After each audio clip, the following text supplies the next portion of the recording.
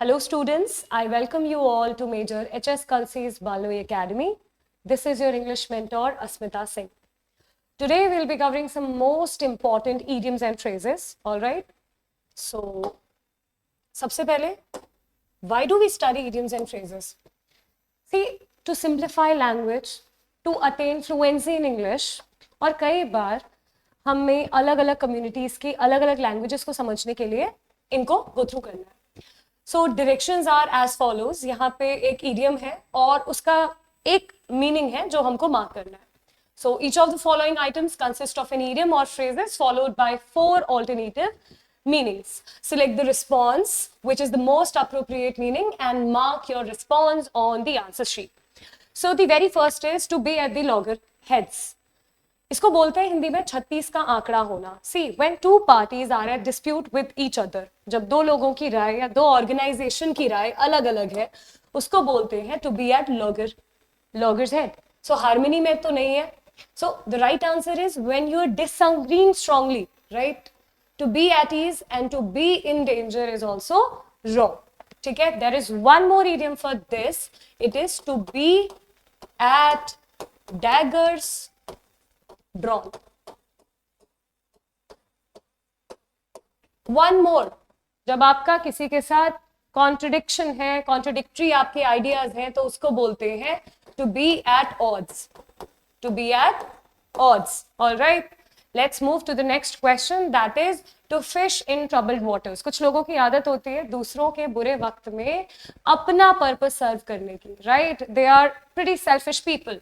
तो वो लोग क्या करते हैं, दूसरों के ट्रबल वाटर्स में अपनी फिश को पकड़ने निकल चलते हैं. सो देखते हैं क्या क्या ऑप्शन है. To fish happily in a storm, no. To profit from others troubles, absolutely right. ठीक है, because such people are selfish people. The next is to swim well in difficult situations. नहीं, देखिए इस तरीके के ऑप्शंस को सबसे पहले एलिमिनेट करना है. मैं किन ऑप्शंस की बात कर रही हूँ? ईडियम का मीनिंग कभी भी उसका लिटरल नहीं होता है. इसका क्या मतलब है? जैसे यहाँ पे लिखा हुआ है to fish in troubled waters. So आप अगर इसको लिटरली समझे तो क्या इसका सेंस निकलेगा कि आप फिशिंग पे निकले हुए हैं, राइट? पानी कैसा है? प्रॉब्ली शांत नहीं है, पानी में बहुत ज्यादा वेव्स हैं और आप फिशिंग करने गए हुए हैं. ये जो इस तरीके के लिटरल मीनिंग है ना, ये एक ईडियम का कभी भी मीनिंग नहीं होता है. ठीक है, ईडियम के मीनिंग्स बहुत अलग होते हैं उनके लिटरल वर्ड से, तभी उनको हमें अलग से क्या करना पड़ता है, रिवाइज करना पड़ता है. So this is absolutely wrong. To waste time on useless task, no, this is also wrong. ठीक है, so the right answer is B. Let's move to the next word, which is to bell the cat. What is the meaning of to bell the cat? आपने कोई भी ऐसी undertaking ले ली है, कोई भी ऐसा रिस्क ले लिया है, और अब आपने सिर्फ रिस्क नहीं लिया है, अब आपको उस रिस्क को क्या करना है, अंडरटेक करना है. मतलब आपने कुछ ऐसा जिम्मा अपने सर पे ले लिया है जो कि रिस्की है. ठीक है, चलिए. सो क्या किसी वाइल्ड एनिमल को टेम करना. What is the meaning of tame? To control, right? ये तो बिल्कुल भी नहीं है. To alert others of danger, किसी को अलर्ट करना, किसी को वार्निंग देना, उसके लिए एक बहुत इंपॉर्टेंट इडियम है एग्जाम के लिए, that is writing on the wall. मैं आज सारे आपको इडियम्स करा रही हूँ, इसीलिए मैं एक इडियम के लिए या किसी एक फ्रेज के लिए आपको एक इडियम भी बताऊंगी. सो आपकी रेस्पॉन्सिबिलिटी है इस इडियम को भी याद करने की. So writing on the walls का क्या मतलब होता है? किसी को अर्ली वार्निंग देना, किसी को सचेत करना, किसी को अलर्ट करना. Alright, to take the lead in a dangerous task, बिल्कुल मैंने आपको यही समझाया था. जो लीडर्स होते हैं ना, या जो करेजियस पीपल होते हैं, वो अक्सर दे बेल द कैट, मतलब वो जिम्मा उठाते हैं किसी भी मुश्किल टास्क का, और हो सके तो उसको कॉन्कर भी करते हैं. ठीक है, to do something impossible, no, this is not right. Alright, इसके लिए एक बहुत अच्छा इडियम है, to rise like a phoenix. To rise like a phoenix, इस इडियम का मतलब होता है कुछ ऐसा करके दिखाना to do something which is impossible, जो कोई भी नहीं कर पाया बट आपने उसको अचीव कर लिया, ठीक है। So it's like to rise like a phoenix. Okay, चलिए अगला है PYQ। एग्जाम में कई बार पूछा गया है, बट इसको समझाने से पहले मैं कुछ इंटरेस्टिंग इडियम्स आपको बताती हूँ जो एग्जाम के लिए बहुत जरूरी है, और वो इडियम्स कलर से ही रिलेटेड है, ठीक है। तो कलर इडियम थोड़े डिस्कस करते हैं। एक होता है green eyed. If someone is green eyed, अगर किसी की हरी आंखें हैं, क्या मतलब है इसका?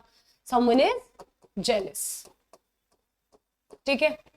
फिर एक और कलर बेस्ड इडियम आपके एग्जाम में पूछा जाता है, टू टर्न येलो या to turn pail.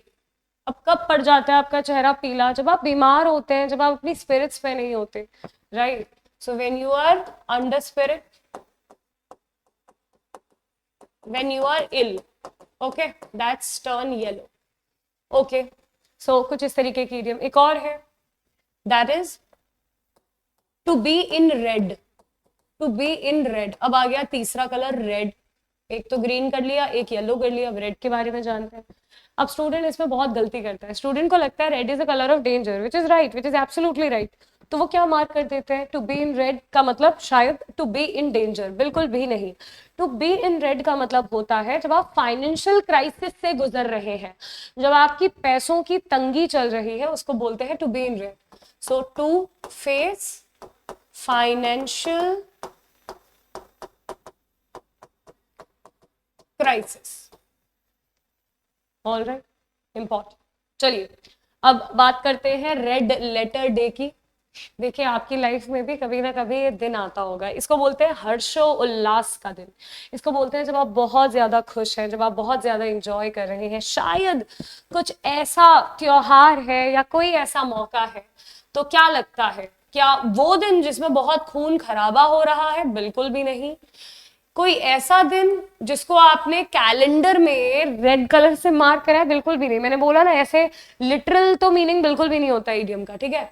A dangerous day, most of the people mark this because they see red as a color of danger, so they mark this, but this is wrong. The right answer is bravo, a very important or joyful occasion। so आपने देखा idioms को कैसे target करना है, ठीक है। आपको सिर्फ मीनिंग नहीं पता होना काफी है, आपको एक इडियम से अगर मल्टीपल इडियम्स याद आ रहे हैं, और अगर आप इस तरीके का एक वेब क्रिएट कर रहे हैं वोकैबुलरी का, because this thing comes under vocabulary, और इसकी वेटेज बहुत ज्यादा है। कोई भी ऐसा एग्जाम नहीं है इंडिया में जिसमें इडियम्स एंड फ्रेजेस नहीं पूछे जाते हैं। रिकॉलिंग बेस्ड है, आप निमोनिक्स की टेक्निक से याद कर सकते हैं, राइट। आपको बस उनको रिवाइज करना होगा, ठीक है। अगला देखते हैं,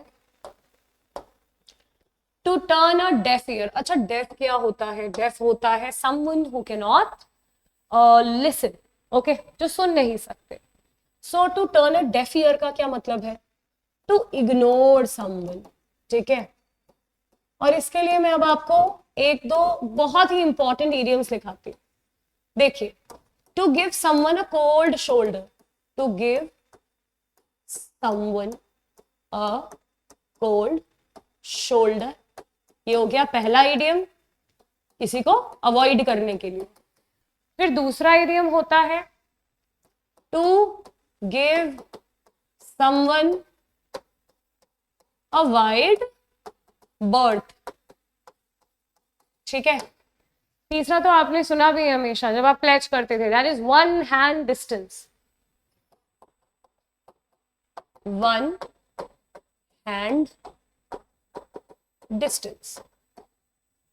एक और इंपॉर्टेंट है for your exam, that is to keep someone at bay, to keep someone at bay, किसी से दूरी बनाए रखना, किसी को इग्नोर करना। इतने सारे हैं, चलिए आंसर मार्क करते हैं। किसी को ध्यान से सुनना नहीं, ठीक है। किसी कॉन्वर्सेशन को गलत समझ लेना नहीं, बिल्कुल भी नहीं। बहुत ज्यादा अटेंशन देना, जब आप किसी चीज को बहुत अटेंशन देते हैं तो उसको बोलते हैं close quarters. Close examination of something या giving close attention to a certain topic is known as close quarters, but the right answer is bravo, which is to ignore or to disregard an advice. All right, good one. Let's move to the one which is quite amazing, add sixes and sevens. ठीक है, देखिए simple सी बात है, अगर कोई चीज बहुत chaotic हो गई है, ठीक है, आप घर के बाहर निकले और देन घर के बाहर निकलते ही आपने रियलाइज करा कि अरे मैंने तो अपना कमरा ही साफ नहीं करा. So the room is at sixes and seven. ठीक है, सिक्सेस एंड सेवंस का क्या मतलब होता है? डिसऑर्गेनाइज्ड, एकदम कंफ्यूजन, एकदम कॉम्प्लेक्सिटी. ठीक है, so bravo is the right answer. लेकिन मैंने बोला कि, और मैं हमेशा ये अप्रोच आपको एडवाइस करूंगी, अगर आपको आंसर पता है तब भी आपको बाकी 3 ऑप्शंस बहुत केयरफुली देखने हैं और देखने के बाद उन्हें एलिमिनेट करना. तो ना ही in a state of harmony होगा, फीलिंग वेरी लकी भी नहीं होगा, playing a game of cards भी नहीं होगा. अगर आप किसी के साथ, if you are hanging together with someone, अब ये कोई स्लैंग नहीं है, इसका ये मतलब नहीं है किसी के साथ चिल करना या किसी के साथ घूमना, नहीं, ये एक इडियम है. हैंग टुगेदर का मतलब होता है आपकी और उस व्यक्ति की with whom you are hanging together, आपकी सोच एक जैसी है, आप हार्मनी में हैं. आपने एक इडियम पढ़ा था क्लास की शुरुआत में, टू बी एट लॉगरहेड्स, मतलब 36 का आंकड़ा है, दोनों का सोचना अलग है, समझना अलग है, बट इसका ही मतलब है कि दोनों हार्मनी में है. ठीक है, चलिए अगला है टू शो वाइट फेदर. देखिए एक और आता है to show an olive branch. To show an olive branch, कुछ भी आ जाए आपके एग्जाम में, व्हाइट फेदर आ जाए या ऑलिव ब्रांच. देखिए सफेद कलर का पंख और ऑलिव पेड़ की जो एक टहनी होती है ना, एक ब्रांच होती है, अगर आप उसे दिखाते हैं तो इसका ये मतलब है आप सरेंडर कर रहे हैं, आप पीस चाहते हैं. आपने जो भी जंग छेड़ी थी या आपने जिससे भी पंगा लिया था, आप उससे क्या चाहते हैं? पीस करना चाहते हैं उसके साथ. ठीक है, तो टू एक्ट ब्रेवली बिल्कुल भी नहीं, ये तो नहीं है.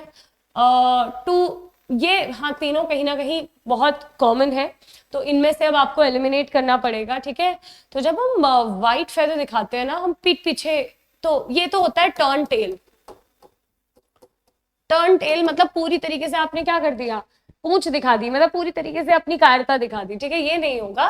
व्हाइट फेदर होगा कि आपने सामने वाले के, मतलब अपने सामने जो भी था उनके सामने सरेंडर कर लिया, पीसफुली सरेंडर करा.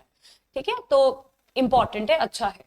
चलिए, to have an axe to grind. Axe होती है कुल्हाड़ी. इसका पता है क्या मतलब होता है? इसका मतलब होता है कि जब आपका कोई हिडन पर्पस है, आपका कोई अल्टीरियर मोटिव है, कोई छुपा हुआ मोटिव है आपका. ठीक है, इसको बोलते हैं अल्टीरियर मोटिव. अब क्या मतलब है इसका, समझते हैं. ठीक है, टू कट डाउन ट्रीज बिल्कुल नहीं, as I told you literal meaning के साथ नहीं जाएंगे. To be ready for a fight नहीं. To work as a carpenter, ये तो दोनों आपको बी और डी बहुत ही इलॉजिकल भी लग रहे होंगे, राइट? चलिए मैं सोच सकती हूँ कि एक बार आपको चार्ली लगे, but B and D are quite illogical. So the right answer is to have a personal interest और हिडन एजेंडा. अपना कोई कैसा मोटिव? छुपा हुआ अल्टीरियर मोटिव. ठीक है, तो आप ऐसे बोल सकते हो यार वो जनरली नहीं दोस्ती करता है, अगर वो तेरे साथ दोस्ती कर रहा है he must have an axe to grind. Okay, ऐसे करके आपको याद करने होंगे ये इडियम्स. अगला है to smell a rat. What is the meaning of to smell a rat? अगर आप शक कर रहे हैं, आप सस्पेशन कर रहे हैं, यू आर स्मेलिंग समथिंग कि यार यहाँ पे तो कुछ, कहते हैं ना, इसको बोलते हैं दाल में कुछ काला. ठीक है, तो जो इंग्लिश के इडियम्स हैं और जो हिंदी के इडियम्स हैं, वो देखना उनके वर्ड्स बिल्कुल अलग है. ऐसा नहीं है कि दाल में कुछ काला, इसकी एकदम इंग्लिश कर दें तो उस इडियम का मतलब होगा शक करना. नहीं, पूरे इडियम्स ही बदल जाते हैं. जैसे इसका एक बहुत अच्छा एग्जांपल देते हैं, एग्जाम में आता है PYQ है, मुंह मियां मिट्ठू. हिंदी में इस इडियम का मतलब है अपनी तारीफ करना, लेकिन इंग्लिश में ये बन जाता है, इस इडियम को बोलते हैं blow one's own trumpet. So blowing one's own trumpet means अपनी तारीफ करना. ठीक है, सो यहाँ पे क्या है देखते हैं. मैंने आपको बता दिया, शक करना. तो क्या भूख लगना? बिल्कुल नहीं. बहुत ही ब्रेवली एक्ट करना? नहीं, ब्रेवली एक्ट करना is not at all to smell a rat. बहुत श्योर होना सक्सेस को लेके. देखिए कोई चीज अगर श्योर है, होगी, तो उसको बोलते हैं ईडियम में कॉक श्योर. ठीक है, मतलब वेरी श्योर. एक और ईडियम है to be on the cards. If something is on the cards it means that thing is quite certain, वो होगी ही होगी. ठीक है, so the right answer is to suspect something wrong. All right, important. चलिए अब अगला देखते हैं, which is a white elephant. What is the meaning of a white elephant? अब सफेद हाथी बिल्कुल भी नहीं, मैंने बोला था लिटरल मीनिंग नहीं है इसका। ये मतलब होता है आपने कोई ऐसी चीज खरीद ली है जिसकी यूटिलिटी तो ना के बराबर है, बट आपको उसे खरीदने के समय बहुत सारे पैसे क्या करने पड़े, बर्बाद करने पड़े, आपको बहुत ज्यादा खर्चा करना पड़ा। मतलब ये वो चीज है जो बहुत महंगी है लेकिन काम की बिल्कुल नहीं है। So the right answer is, देखते हैं, to be very rich and spendthrift, बहुत खर्च, sorry, a white elephant we are doing. So very rare and beautiful, नहीं. A symbol of royalty, नहीं. A person who is completely honest, नहीं. The right answer is, as I told you, a costly but useless possession. ठीक है, चलिए, let's move to the idiom number 11, which is to burn the candles at both end. Simple सी बात है, आपके सामने एक कैंडल ली, मैंने हॉरिजॉन्टल प्लेन पे उसको रख दिया, दोनों तरफ से उसको बर्न किया।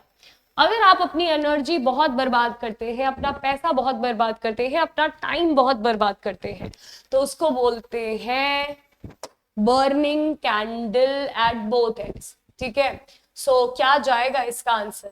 अगर मैं बोलूं to work excessively hard without rest, उसका मीनिंग होता है to burn midnight's oil.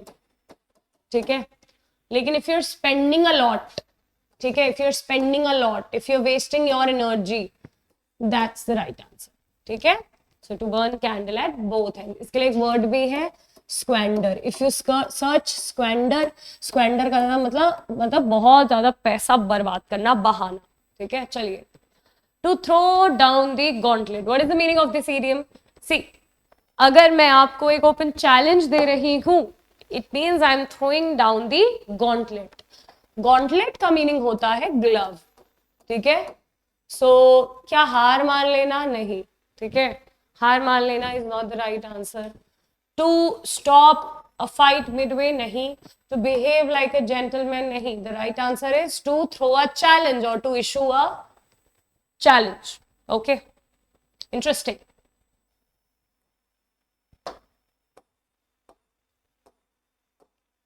To fly off the handle. What is the meaning of flying off the handle? कई बार आप अपना आपा खो देते हैं, right? It happens quite often कि भाई सामने वाले ने अपना आपा खो दिया। So fly off the handle is to lose one's temper, वो भी अचानक से, भाई विदाउट एनी रीजन, बड़ा इंपल्सिव इंसान है। To travel by air without a ticket, बिल्कुल नहीं। To break a mechanical part, no. To daydream about impossible things, daydream के लिए बहुत अच्छा इडियम है ब्राउन स्टडी।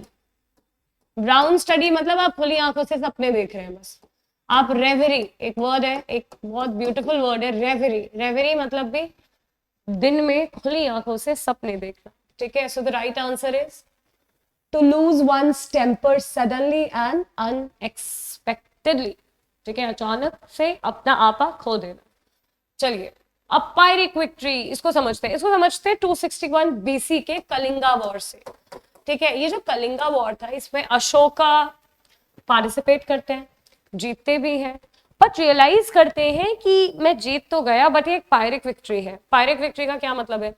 भाई भले ही जीत मेरी हुई, लेकिन मैंने बहुत कुछ गवा दिया, अपने सैनिक गवा दिए, कितनी औरतें विधवाएं हो गई और कितने बच्चे अनाथ हो गए। तो उन्हें बड़ा तकलीफ होती है कि भाई उनको अचानक से रियलाइज होता है कि ये जो इतना वायलेंट बिहेवियर है, या फिर ये जो इतना वायलेंस हम कर रहे हैं, ये अच्छा नहीं है। तो वो बुद्धिज्म की ओर चले जाते हैं ना। सो भाई पायरिक विक्ट्री मतलब कि आपने विजय तो हासिल करी, बट बहुत चीजें गवा दी, तो असल में वो विजय आपको विजय की तरह प्रतीत ही नहीं हो रही है। That victory doesn't even seem as a victory.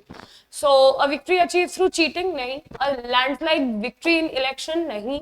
A victory that brings eternal fame, नहीं। So the right answer is a victory won at too great cost, मतलब बहुत चुकाना पड़ गया आपको उस विक्ट्री के लिए। ठीक है, that's the right answer. The next is to keep someone at an arm's length. What is the meaning of that? ये मैंने आपको पहले ही बता दिया है, राइट? तो अब तो ये बहुत इजी हो जाता है भाई। क्या किसी से दोस्ती करना? नहीं। अगर आप किसी से बहुत ज्यादा फ्रेंडली हो, उसके लिए एक बहुत अच्छा वर्ड है एमिकेबल, ठीक है, बट यहाँ पे तो दोस्ती की बिल्कुल बात नहीं हो रही, ठीक है। To avoid being too intimate और friendly, yes this is the right answer. Avoid करना, दोस्ती ना करना, किसी की हाइट मेजर करना, मैंने बोला ना इस तरीके के स्टूपिड ऑप्शंस आप सबसे पहले एलिमिनेट करेंगे एग्जाम में। To physically restrain an opponent, किसी ओपोनेंट को फिजिकली रोक के रखना, नहीं, इट्स नॉट राइट। ओके, चलिए एक और समझते हैं। कई बार बोलते हैं आपके पेरेंट्स कि भाई आप बाहर जाके दोस्ती करिए लेकिन थोड़ा सा अलर्ट रहिए। व्हाट इज दिस थोड़ा सा अलर्ट रहना ऑल अबाउट? इसका ये मतलब है, वो कहते हैं भाई हर किसी इंसान को थोड़ा सा शक की नजरों से देखो, so take everyone with a grain of salt, ठीक है। सो क्या है, to add a flavour to a boring story, no.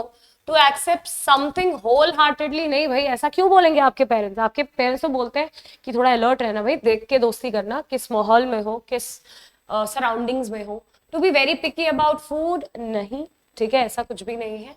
So the right answer is to listen with skepticism. Now this word is very good, ठीक है। Skepticism होता है शक।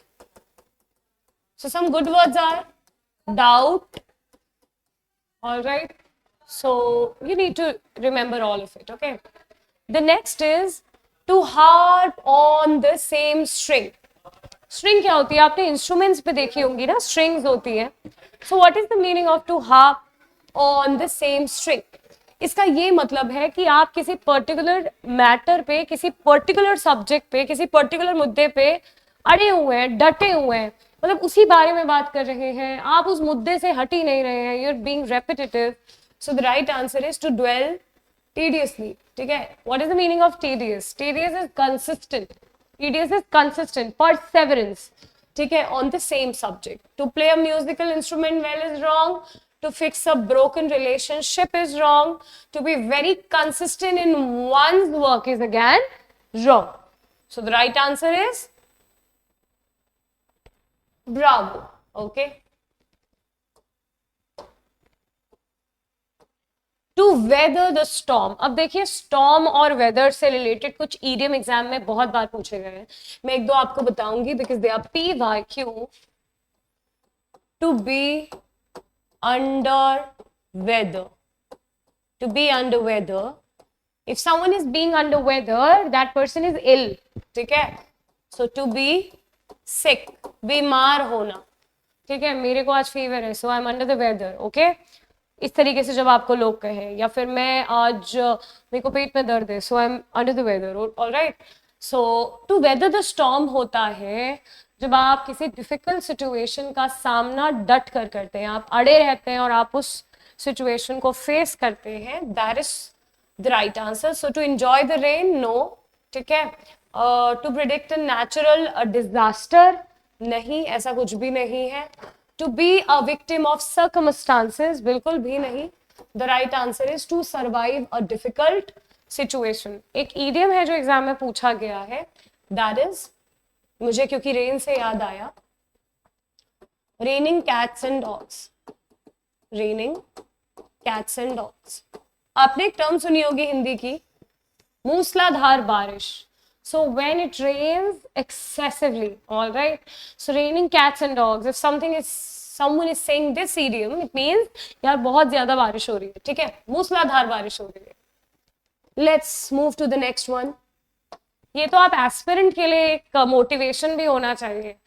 You aspirant should be like, ma'am, we will not leave any stone unturned. We'll fight to the finish. ये दो idioms मैंने एक साथ बोले।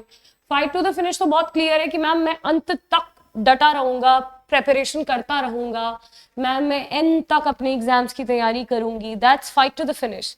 लेकिन what is the meaning of leaving no stone unturned? देखिए इसे बोलते हैं कि भाई अपना बेस्ट देना, मतलब आप क्या करेंगे, you will try at most, ठीक है। सो इसका ये मतलब है कि कोई भी वजह ना छोड़ना किसी चीज के होने की। So to work in a quarry, no. To be very messy and disorganized, ये तो है 6s and 7s. To look for hidden treasures, no. To try every possible course of action. So इसको बोलते हैं to try utmost, सबसे पूरी सबसे ज्यादा मेहनत करना, 100% देना. Okay, with that let's move to the next idiom, which is idiom number 20. To read the riot act. सबसे पहले बताइए riot क्या होता है. riot होता है दंगे. ठीक है, सो राइट्स पता है. जब आप एक स्ट्रॉन्ग वार्निंग देते हैं ना किसी को कि भाई ये जो आपका मिसबिहेवियर है, ये जो आपका मिसडिमिनर है, इसको कंट्रोल कर लो, ठीक है, इसको रोक लो, इट्स बेटर.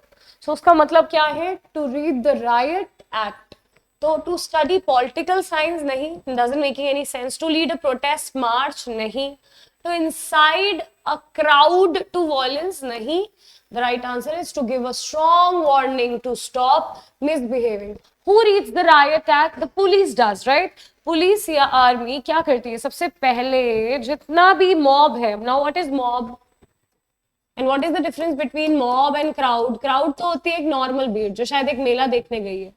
मॉब क्या होती है? the crowd which is doing protest, गुस्साई हुई भीड़ जो कि क्या करती है? इवेंचुअली राइट्स करती है अगर उसकी मांग पूरी नहीं होती. तो भाई इनिशियली तो आर्मी या फिर पुलिस या any of any defence forces, what do? They warn you beforehand, but उसके बाद अगर कोई वार्निंग नहीं सुनता तो वो एक्शन लेता है, right? So the right answer is bravo. To show the cloven hoof. Now let's discuss this particular idiom. एक लाइन लिखी हुई थी एक डिफेंस के आर्टिकल में that China is having a cloven hoof for India. Now what is the meaning of cloven hoof? Cloven hoof होता है आपकी evil intentions, आपके छुपे हुए मकसद, या फिर जो आप हार्म करना चाहते हो किसी इंडिविजुअल को, किसी ऑर्गेनाइजेशन को या किसी कंट्री को. So to act like an animal, no. To run very fast, no. To be very clumsy, no. To reveal one's evils intention. मतलब अगर इतना इडियम आएगा बस कि what is the meaning of cloven hoof, तो आप कहेंगे इविल इंटेंशन. और अगर पूछेंगे आपसे एग्जाम में कि if someone has shown his her cloven hoof, what is the meaning of this? It means कि सामने वाले व्यक्ति ने अपनी इंटेंशंस आपको दिखा दी है. ठीक है, कैसी इंटेंशंस दिखा दी है? जो उनकी गलत इंटेंशंस हैं आपको लेकर. चलिए, wild goose chase. Goose is a male duck, and you know, to catch a duck, that too a wild duck, is very tough. It's a bird, in fact. Okay, so भाई अगर आप किसी ऐसी undertaking में है या आप किसी ऐसे रास्ते पे निकल पड़े हैं जहाँ पे आप जो भी प्राप्त करना चाहते हैं, whatever you want to achieve is out of your hands, मतलब आप अपना टाइम, अपनी एनर्जी, सब कुछ बर्बाद करेंगे. क्यों? क्योंकि जो वाइल्ड गूज है ना, ये पकड़ में नहीं आता है, ये बहुत ही फुर्तीला होता है. तो चलिए देखते हैं क्या आंसर रहेगा. अ सक्सेसफुल हंटिंग एक्सपेडिशन नहीं. अगर ये हंटिंग एक्सपेडिशन सक्सेसफुल है तो इसको तो मैं वाइल्ड गूस चेस कह ही नहीं सकती, right? A fast paced adventure, बिल्कुल भी नहीं, एडवेंचर की बात नहीं हुई है. प्रोटेक्टिंग वाइल्ड लाइफ नहीं, ये तो हालांकि हमें करना चाहिए ना, that will contribute towards the environment, but anyway this is not the right answer. A foolish and hopeless search for something unattainable. All right, that's the right answer. कि किसी ऐसी चीज को आप अटेन करने आगे जा चुके हैं, निकल चुके हैं जो आपके बस की ही नहीं. आप टाइम और एनर्जी, अपना पैसा, सब कुछ बर्बाद करेंगे. ठीक है. Wow, to be at one's wits end. क्या है इस इडियम का मतलब? To be at one's wits end. जब आप बहुत ज्यादा कंफ्यूज हो जाते हैं, जब आपको कुछ भी समझ नहीं आता, ठीक है, आप डिसीजन ही नहीं ले पा रहे हैं. अब इसके लिए कुछ बहुत इंपॉर्टेंट वर्ड्स हैं जो एग्जामिनर पूछते रहते हैं. बैफल का मतलब होता है, या परप्लेक्स का मीनिंग होता है, या नॉन प्लस्ड का मीनिंग होता है. तीनों का मीनिंग होता है बहुत ज्यादा कंफ्यूज्ड होना. और इस इडियम का भी मीनिंग होता है बहुत ज्यादा कंफ्यूजन. ठीक है, आप परेशान हैं. To be very clever and funny नहीं. To reach the end of a long journey, बिल्कुल भी नहीं. टू लूज वंस मेमोरी नहीं. मेमोरी से फिलहाल मुझे एक ईडियम याद आया, जिनकी बहुत अच्छी मेमोरी है उसके लिए ईडियम है एलिफेंट्स मेमोरी। ठीक है, सो एलिफेंट्स मेमोरी का क्या मतलब है? बहुत ही अच्छी, मतलब यार you are having this elephant memory, that means your memory is quite good. ठीक है, so to be so worried or confused that one doesn't know what to do, and it is the right answer. All right, now to clip one's wings. wings किस चीज का प्रतीक होता है? wings प्रतीक होता है freedom का, स्पेस का। तो भाई अगर आपके विंग्स को कोई क्लच कर दे या उनको कोई क्लिप कर दे, इसका क्या मतलब है? आपकी जो फ्रीडम है, आपके जो राइट्स हैं, आपको उनसे दूर रखा जा रहा है। ठीक है, सो देखते हैं क्या है। किसी को मदद करना कि वो और ऊंचाई में उड़े, नहीं, इसको तो हम बोलते हैं किसी को अपलिफ्ट करना, किसी को मोटिवेट करना। ठीक है, to perform surgery on a bird, I told you एक ऐसा ऑप्शन हमेशा होगा जो बहुत इलॉजिकल होगा, आपको सबसे पहले उसी को एलिमिनेट करना है। ठीक है, टू ट्रिम वंस हेयर, बिल्कुल भी नहीं, अपने बाल कट करना, ट्रिम करना नहीं, ऐसा कुछ भी नहीं है। To deprive someone of power और फ्रीडम, आपने ना सामने वाले को अथॉरिटी दी है, ना आपने सामने वाले को पावर दी है, आप बस चाहते हैं कि किसी भी तरीके से सामने वाले को बंदी बना के रख लिया जाए। All right, that is clipping one's wings. Let's take a break of a minute and then we'll proceed, okay?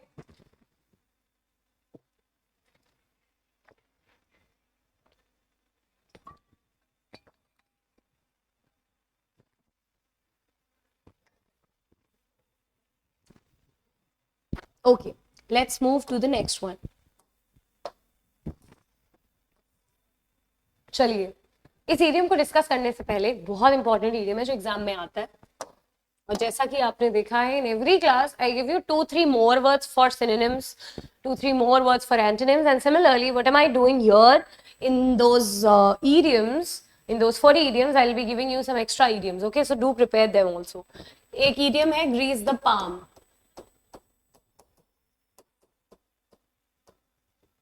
You know what is the meaning of greasing the palm? To give bribe. And do you know what is bribe? रिश्वत, bribe देना, ठीक है, bribe, रिश्वत। लेकिन यहाँ पे है to grease the wheel, simple सी बात है, व्हील किस चीज का प्रतीक है? प्रोग्रेस का, किसी चीज का एग्जीक्यूशन जब होता है उसी को बोलते हैं। ठीक है, तो किसी चीज को एग्जीक्यूट होने में अगर आप थोड़ी और क्या कर दे, उसमें ग्रीस कर दे उस व्हील में, तो वो जो भी टास्क है, वो जो भी चीज है, वो और जल्दी प्रोसीड होगी, और जल्दी क्या होगी? एग्जीक्यूट होगी। तो क्या एक व्हीकल को रिपेयर करना? नहीं, सबसे इलॉजिकल ऑप्शन है ये तो, right. To bribe a government official, see यहीं पे कंफ्यूजन हो सकता था, इसीलिए मैं कहूंगी स्टूडेंट्स पूरा इडियम पहले पढ़ लेना। यहाँ पे टू ग्रीस द पाम नहीं है, यहाँ पे है टू ग्रीस द व्हील। तो किसी गवर्नमेंट ऑफिशियल को रिश्वत देना नहीं। To work in a garage, बिल्कुल भी नहीं। ठीक है, the right answer is to facilitate things और to make them run smoothly, which is a very good idiom, okay? चलिए, अगला है to show a clean pair of heels. अब हील्स से कुछ इडियम्स एग्जाम में आते रहते हैं हमेशा, जैसे कूल वंस हील, जिसका मतलब है इंतजार करना, to wait and to waste one's time, या कुछ इस तरीके से क्लीन पेयर ऑफ हील्स, जब आप किसी जगह से भाग जाते हैं, फरार हो जाते हैं, एस्केप हो जाते हैं। इमेजिन करिए एक सिचुएशन जहां पे एक चोर को पकड़ा जा रहा है, उसको जेल में लाके बस अंदर डालने ही वाले थे कि he showed his clean pair of heels, इसका मतलब वो क्या हो गया? फरार हो गया, बहुत तेजी से उस जगह से गायब हो गया। So to hide one's tracks, no. To surrender to the enemy, no. To maintain personal hygiene, no. The right answer is to escape or run away really fast. Okay, important. The next is related to chewing the cud. What is the meaning of chewing the cud? important for your exam. Have you ever seen a cow or a buffalo? Okay, क्या करता है एक cow, एक buffalo? देखना, whatever that cow is eating, उसको बहुत देर तक चू करता है, राइट? अभी फिलहाल कट, क्योंकि वही है जो वो चू कर रहा है, ठीक है, whatever it is, the grass or the thing. लेकिन यहाँ पे चू द कट का क्या मीनिंग है, ये देखते हैं. अगर आप किसी टॉपिक पे, किसी मुद्दे पे बहुत गहन, बहुत लंबा सोच विचार कर रहे हैं, ठीक है, if you are pondering over something. अब मैंने एक वर्ड बोला, पॉन्डर ओवर. ये एग्जाम में कई बार पूछा गया है. पॉन्डर ओवर का मतलब है to think, to contemplate, to brood. A very good word, brood करना मतलब किसी चीज पे सोच विचार करना. एक तो होता है अंडों की ब्रूडिंग, उनको सेकना. दूसरा जो ब्रूड का मीनिंग है वो है बहुत सोच विचारना. So to chew the cud means to basically ponder or meditate on something.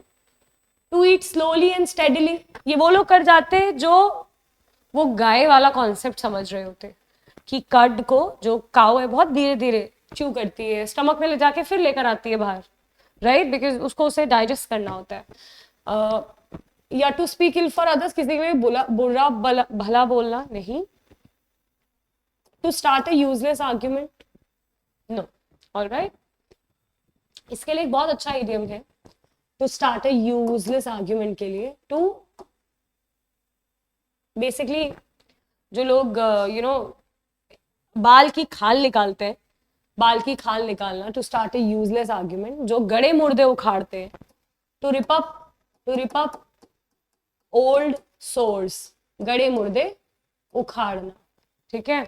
या फिर बेसिकली एक इडियम है, इट्स रिलेटेड टू हेयर. हाँ, याद आ गया, to split the hair. To split hair मतलब बाल की खाल निकाल रहे हैं भैया, बाल की खाल निकाल रहे हैं, या पुराने मुद्दों को, पुरानी कॉन्वर्सेशन को रिवाइव कर रहे हैं, जो कि अब रिजॉल्व भी हो चुकी है. अगला देखते हैं, अ स्टॉकिंग हॉर्स. कई बार आपने देखा होगा, आप किसी शॉप में गए, आपको कोई एक बेस्ट आइटम दिखा दिया, बट आपने उसी आइटम के मल्टीपल यूनिट्स मांगे कि भाई मुझे तो इसके 10 पैर चाहिए. तो आपने रियलाइज करा कि जो बाहर दिखाने वाला आइटम है वो तो बड़ा ही कमाल का है, बट जो अंदर रखा हुआ है वो उस क्वालिटी का नहीं है. स्टॉकिंग हॉर्स होता है बाहर एक दिखावे के लिए, एक प्रिटेंस, ठीक है, एक सीक्रेट को छुपाने के लिए जो दिखावा होता है ना, उसको स्टॉकिंग हॉर्स बोलते हैं. पर्सन और thing used to conceal a true secret और ट्रू पर्पस, ठीक है, is known as a stalking horse. So horse used for racing is wrong. A very tall and thin person, a deceptive victory, ठीक है. No, all of them are wrong. चलिए अब बात करते हैं वाटरलू के वॉर की. ये इडियम वहीं से लिया गया है, बहुत इंटरेस्टिंग भी है.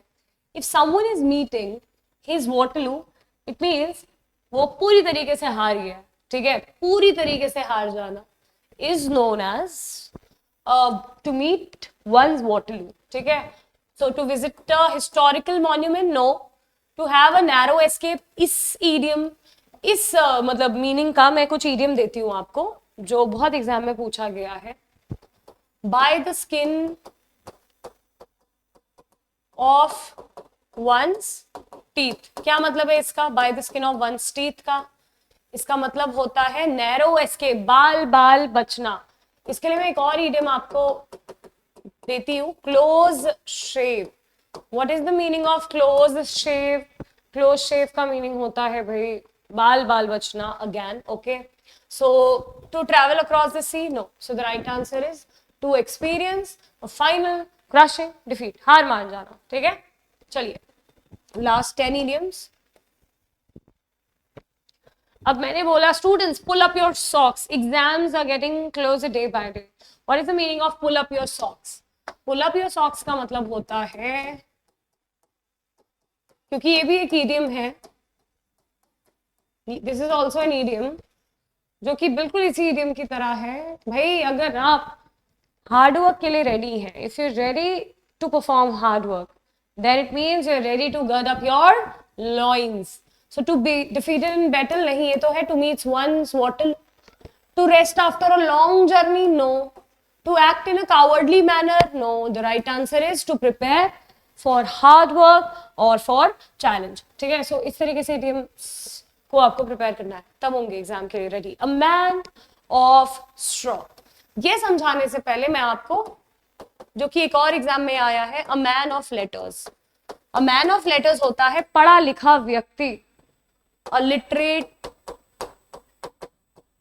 Man, educated man. फिर एक और पूछा गया है एग्जाम में, a man of words, a man who is truthful, जो अपने शब्दों का पक्का व्यक्ति है, जो कहता है वो करता है, अ ट्रूथफुल मैन. लेकिन यहां है मैन ऑफ स्ट्रॉ. एक बात बताइए, क्या आप स्ट्रॉ को किसी भी एंगल से एक टफ सब्सटेंस समझते हैं? बिल्कुल भी नहीं. स्ट्रॉ क्या है? स्ट्रॉ तो बहुत ही खुद में वीक होता है, कमजोर होता है, फ्रेजाइल होता है. ठीक है, सो अ मैन ऑफ स्ट्रॉ का क्या मीनिंग है? अ मैन ऑफ स्ट्रॉ का मीनिंग है अ मैन जिसपे आप बिल्कुल भरोसा नहीं कर सकते, वो बिल्कुल डिपेंडेबल नहीं है, बिल्कुल ट्रस्टवर्दी नहीं है. There is no character, there is no substance in that man. So the right answer is bravo. A very tall person is wrong. A hard-working farmer is wrong. A man who lives in poverty is, again, wrong. Okay.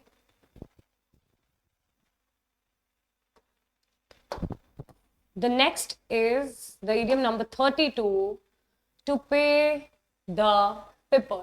What is the meaning of to pay the piper? ठीक है, सी, जब आप किसी चीज का क्या भुगत रहे हैं, कॉन्सिक्वेंस भुगत रहे हैं. जैसे इसके लिए एक बहुत अच्छा इडियम है, डेज ऑफ रेकनिंग. ये एक इडियम है, डेज ऑफ रेकनिंग. ये वो दिन होते हैं जब आपको जवाब देना होता है, ठीक है, अपने एक्शंस का. The days of reckoning. और या फिर वो दिन जब आपको अब झेलना पड़ेगा, टॉलरेट करना पड़ेगा, बियर करना पड़ेगा कॉन्सिक्वेंसेस, या फिर किसी चीज का, जैसे आपको जो एक्ट करना था आपने कर लिया, बट अब समय आ गया है कि अब आपको उसको भुगतना होगा ना, उसके कॉन्सिक्वेंसेस को. So to hire a musician is wrong, to celebrate a victory is wrong, to cheat a poor man is again wrong, to pay a Piper. चलिए देखिए, फिर से हील्स पे एक इडियम है. इफ यू रिमेंबर इट, ये मैं आपको समझा भी चुकी हूँ. It's very important for your exam also students. To cool one's heel का मतलब होता है किसी एक स्थान पे खड़े हो जाना, किसी एक स्थान पे एक ऐसी रेस्टिंग मोड में खड़े हैं, आप इंतजार करे जा रहे हैं, करे जा रहे हैं, तो आप इंतजार कर करके अपना टाइम जाया कर रहे हैं. So the right answer is bravo. All right, other options are wrong. The next is to jump the shark. अब इससे एक बहुत इंपॉर्टेंट इडियम है जो हमें पहले डिस्कस करना होगा, इसको बाद में डिस्कस करेंगे. To jump the gun. कुछ लोग बहुत जल्दी जजमेंट्स बना लेते हैं, बहुत जल्दी कंक्लूजन बना लेते हैं, राइट. सो जो बहुत जल्दी डिसीजन ले लेते हैं ना, उनको क्या बोलते हैं? दैट यार this man jumps on the gun very easily या वेरी क्विकली. ठीक है, so jump on the gun is to take a quick decision. लेकिन यहां पे बात हो रही है टू जंप दी शार्क. सी, इसका क्या मतलब है? अगर एक समय आता है ना कि किसी भी चीज की क्वालिटी धीरे धीरे डिग्रेड हो जाती है, धीरे धीरे क्या हो जाती है, खराब हो जाती है. Something is jumping to this shark. Simple सी बात है, अगर शार्क के आसपास या शार्क के ऊपर जो भी कूदेगा खत्म ही हो. ठीक है, so to reach at a point where something starts declining in quality. जैसे आप ऐसे यूज कर सकते हैं, this machine has jumped the shark. It's high time we change it. मतलब अब समय आ गया कि हम इसे बदल दें, क्योंकि अब इसकी जो क्वालिटी है वो बहुत ज्यादा डिक्लाइन हो चुकी है. डिक्लाइन मतलब गिर चुकी है, डिक्रीज हो चुकी है. ठीक है, चलिए. Oh, a good one, a dog in the manger. ठीक है, देखिए सिंपल सी बात है, कुछ ऐसे व्यक्ति होते हैं या कुछ ऐसी सिचुएशन होती है जो आपका करेज, आपका एंथुजियाज्म, आपका गस्टो सब कुछ खत्म कर देती है पूरी तरीके से, राइट? सो इमेजिन करिए एक सिचुएशन, इमेजिन कि आपके साथ हुआ भी होगा, आपका गेम्स पीरियड और आप बहुत एक्साइटेड हैं गेम्स खेलने के लिए, और कोई टीचर आके बोलते हैं कि यार सिलेबस रह रहा है, मैं ये क्लास ले रहा हूँ, सो गेम्स का पीरियड कैंसिल और बैठ के पढ़ो मैथ्स, फिजिक्स या इंग्लिश, ठीक है? So what's the meaning of a dog in the manger? A dog in the manger का मतलब होता है a person who prevents other from enjoying what they can not use. मतलब वो क्या कर देते हैं, आपका उत्साह, आपका करेज, आपका सब कुछ डैम्प करके चले जाते हैं, ठीक है? इसको एक और बहुत अच्छा इडियम है इसके लिए, wait blanket.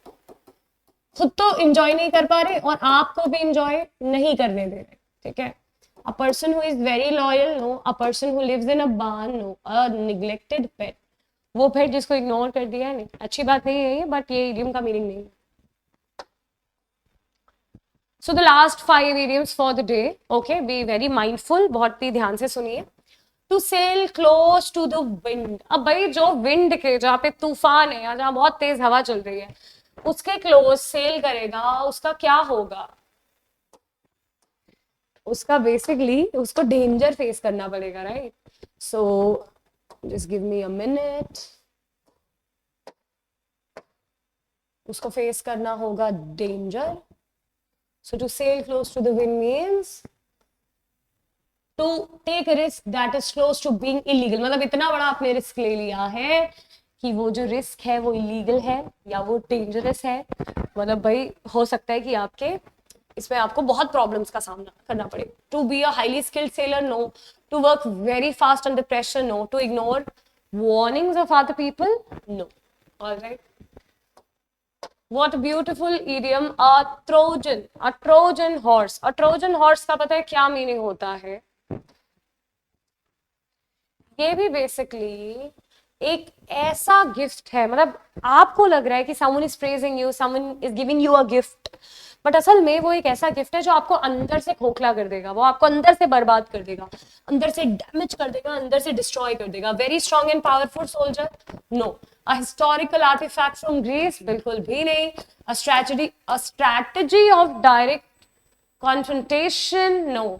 It's a gift that is intended to destroy from within. शायद आपको एक idiom याद आ रहा होगा, cloven hoof, evil intention, ठीक है?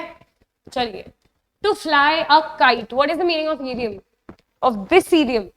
तो भाई अगर कोई व्यक्ति कोई भी बड़ा डिसीजन, कोई भी बड़ा चेंज लेने से पहले एक बार समाज की थिंकिंग आजमाना चाह रहा है, समाज की सोच परखना चाह रहा है, पब्लिक का ओपिनियन टेस्ट करना चाह रहा है, उसका मतलब है टू फ्लाई अ काइट, ठीक है? जैसे ऐसे समझिए कोई पॉलिटिकल पार्टी है, वो कोई डिसीजन लेना चाह रही है, बट वो पहले देखना चाह रही है कि भाई जनता इस पे कैसे रिएक्ट करेगी, ओपिनियन क्या होगा जनता का, तो वो क्या करेगी? It will firstly fly a kite, ठीक है? सो टेस्ट करेगी पब्लिक का opinion. To enjoy a holiday is wrong, to engage in a useless activity is wrong, to be highly ambitious is again wrong, okay? चलिए,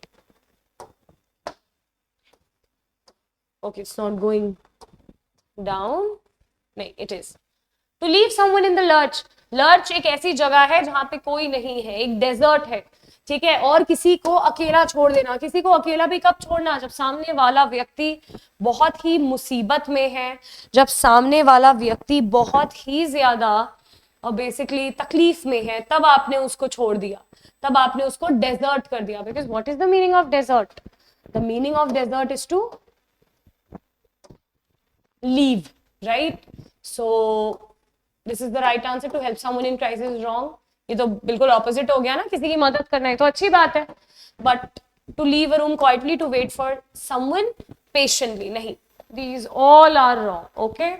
And the last for the days, to gird up one's loins, I think इसको repeat, ये repeat हो गया है by some mistake, but anyway इसके लिए कुछ नए idioms हैं। to pull up your socks, या फिर to strain every nerve। पता है इसका मतलब होता है, to strain every nerve का मतलब होता है to try very hard. ठीक है? So the right answer is to get ready for a difficult task or journey, which is alpha. So you have noticed one thing that idioms में कुछ चीजें, let's say अगर आपको कोई idiom नहीं आता और ना आपको उस idiom का meaning आता है तो घबराने की जरूरत नहीं है. सबसे पहले आप elimination करेंगे. Elimination करने का तरीका क्या है? एक idiom में जो 4 दिए हुए ऑप्शन है उनमें 2 option I am pretty sure, I bet you कि जो 2 ऑप्शन होंगे वो हमेशा इलॉजिकल से होंगे. क्या होंगे? इलॉजिकल से होंगे. जैसे आपने पढ़ा था एक व्हाइट एलिफेंट और उसके लिए क्या लिखा हुआ था? व्हाइट एलिफेंट के लिए लिखा था something which is very rare, something which is very beautiful. नहीं, ठीक है, या something which is very huge और अ व्हाइट एलिफेंट. नहीं, तो लिटरल मीनिंग के साथ तो नहीं जाना है. उन ऑप्शंस को सबसे पहले एलिमिनेट करना है. फिर आपको थोड़े से डॉट्स को ज्वाइन करना है, थोड़ा सा अपने ब्रेन को यूज करना है, then you will land towards the answer. Okay, so with that I wish you all the luck. Take care of yourself. इन सारे idioms को रिवाइज जरूर करिएगा डेफिनेटली. कुछ आपके एग्जाम के लिए बहुत इंपॉर्टेंट है. Most of them are PYQs. Okay, so till that take care of yourself. जय हिंद.